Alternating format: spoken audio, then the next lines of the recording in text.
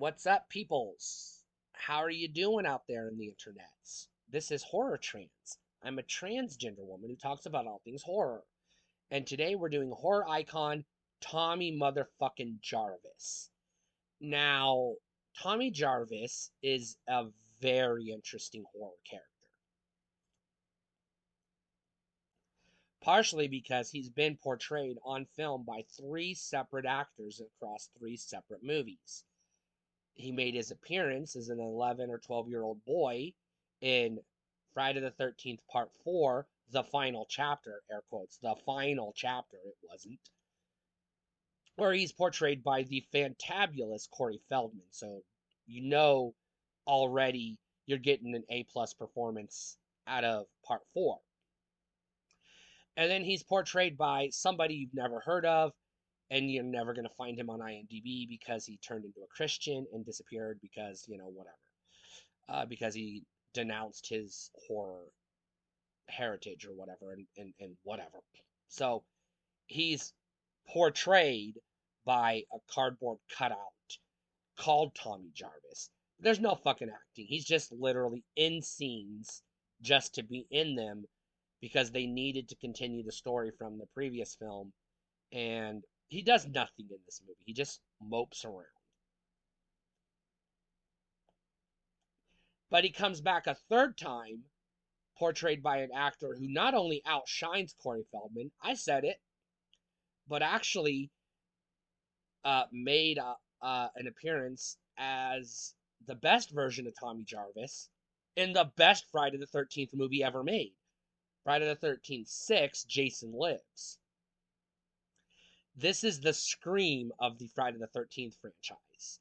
This is the self-aware horror comedy that is just like, let's have fun with it. Let's amp up the body count. Let's just turn Jason into a zombie, and let's just turn him loose and see what fucking happens. And goddamn, is that a good movie? And this version of Tommy Jarvis brings the goods. So let's talk about Tommy Jarvis. So him and his single mother and his sister, and I don't know if the dad ran off or died or whatever. I don't remember. Maybe they mentioned it. I don't remember because it's one of those you're watching the movie and you're just distracted by the tits and the blood and the gore. And you're like, "Oh yeah, cool. I'm watching Friday the 13th. I'm not here for the story. I'm here for the tits and the blood and the gore." And we get it. We get it in spades in Friday the 13th 4. One of the better movies in the franchise. I would say almost as good as Part 6, but I still put Part 6 as the best. Um, in this version, Tommy Jarvis is a computer geek who lives in the woods with a dog and his sister and his mom. This is kind of important because he's basically your stereotypical Corey Feldman character. He's an 80s kid. He's happy. He's go lucky. He's well rounded. He's just living his life. Now, throughout the movie, Jason fucks shit up, kills everybody around him except his sister, including his mom and his dog. Yes, Jason kills the dog. So, Kane Hodder, screw you. Jason kills dogs. He killed a dog in part 2. He killed a dog in this one. So, Kane Hodder, you should have kicked the dog, damn it. I'm sorry. I know people think that's controversial, but you don't get to redefine the character because you have a hang up about Jason wouldn't kick a dog when yes, he fucking would. All right? So I'm throwing shade on Kane Hodder. But we're not here to talk about him. I think we've already done him, or if we haven't, he's on the list. We'll get to him. Spoilers, I'm not a fan of Kane Hodder. So, or at least not as Jason. I like him in other stuff, but I do not like him as Jason. So I'm going to be upfront. But Kane Hodder wasn't in any of these movies, so let's move past that. I've got a bone to pick with Kane Hodder and his cult. Yes, cult. But anyways, we're not here to shit on Kane Hodder just yet. That video's coming. It's coming. So Tommy Jarvis basically gets the shit scared out of him by Jason, and he has a clever moment where he realizes Jason was a little boy once, bald-headed little boy. So Tommy Jarvis goes upstairs, shaves his head off, come downstairs, and does the, "Hey Jason, remember me? I'm you," which confuses Jason for a moment, just long enough for Tommy Jarvis to take the machete and fucking murder Jason Voorhees. Now, this was not the final chapter. Obviously, they made like 7 more movies, or 7 or 8 more movies. But this was the end of Jason. He dies in this movie. Game over. He is definitively dead. He does not come back for 5, and he only comes back in 6 as a zombie, as a resurrected ghoul. So let's put that out there. However, the trauma of everybody around him being murdered, including his dog and his mom, puts him in a mental hospital. In part 5, we see he's basically catatonic. He can walk, he can move, he can eat. He still plays with his rubber masks, but he's not playing video games in part 5. He's not talking hardly at all. I think he says like 3, maybe 4 lines the whole goddamn movie. I don't know. He doesn't really say much. He doesn't do anything. He's just in the movie because he was in well, we got to have something that says, "Oh yeah, remember the last movie, I guess?" And he's played by a mannequin who is not a human being, but just a piece of cardboard stuck in the scenes when they need him to be. And that's it. There's no fucking character, there's no personality, there's nothing. Tommy Jarvis doesn't even exist in A New Beginning. He's just there. And he does nothing. He contributes nothing at all to the movie. He's just there. Now, somehow, either through his therapy or drugs, because they mention in the movie he's drugged all to shit, or whatever, somehow between this movie and Jason Lives, he not only snaps out of it and comes back to life, but goes on a mission to fuck Jason up. He's like, "No, I'm ending Jason once and for goddamn all." So he escapes the mental ward, goes out to Jason's grave, digs him up with a can of gasoline and a book of matches, and he's gonna burn Jason's body. Now, this is a good plan. It's therapeutic. It's like, yeah, let's just destroy the corpse, and I'll finally get a good night's sleep without the drugs. That's his plan. Because that's literally all he fucking wants. He just wants to be able to live a normal life. He wasn't getting that in part 5, and he was never going to get it after the events of part 4. He was just basically fucked by life, fucked over by Jason. So he's like, yeah, he's got a personal vendetta. Unfortunately, due to movie magic, he accidentally gets a bolt of lightning struck in Jason's chest, which magically brings him back to life. I don't know. It's a movie. It's a horror movie. You go with it. It's Frankenstein. There's another couple of other Frankenstein nods in this movie. One of them is the song Teenage Frankenstein by Alice Cooper playing on the radio. And another one, they have the Karloff, it's the Karloff gas station, I guess, general store, something like that, which is a reference to Boris Karloff.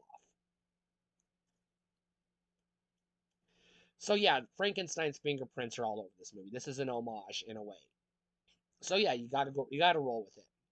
Now, reanimated corpse Jason, and I'm not calling him zombie Jason specifically because he gets shot in the head more than once and he never fucking dies. So he's not a zombie. He might be a ghoul, I don't know. But I'm going to say reanimated Jason um, goes on a murder spree. Now, because he knows he fucked up, Tommy Jarvis goes into town to tell the sheriff. Again, it's not a sheriff. It should be chief of police. I'm going to nitpick every fucking time you have a sheriff in a movie where it should be chief of police, because sheriff is in the county, chief of police is in the town. But whatever, I'm done bitching about that. I get so sick and fucking tired of that. They fuck it up literally every fucking movie. And it's like, have you never been ever to a police department ever in your life? I don't know. Whatever. That rubs me the wrong way. Get it right. Somebody fucking get it right for once. God damn it. But anyways, the sheriff tells Tommy Jarvis this isn't Crystal Lake anymore. It's Forest Green. And he just throws him in the slammer and says, "Get a good night's sleep, kid, and then I'm taking you home." Um, Tommy escapes, gets caught, put back in jail, escapes, gets caught, put back in jail, escapes. This happens 2 or 3 times. Meanwhile, Jason is out there, just chopping people up as he does. And the sheriff thinks it's Tommy Jarvis killing these people to tell to I don't know, give credence to his story that Jason come back to life until Jason kills the sheriff and he's like, "Oops, I should have believed the kid. Too late, I'm dead." Now Tommy gets a air quotes love interest in this movie, which is just a puppy dog who's infatuated with him. A teenage girl who's never seen a hot boy before in her life. Um, and she's just all like, "Oh my God, he's got a leather jacket and he's the coolest and I love him and yeah, because he's so dreamy and yeah."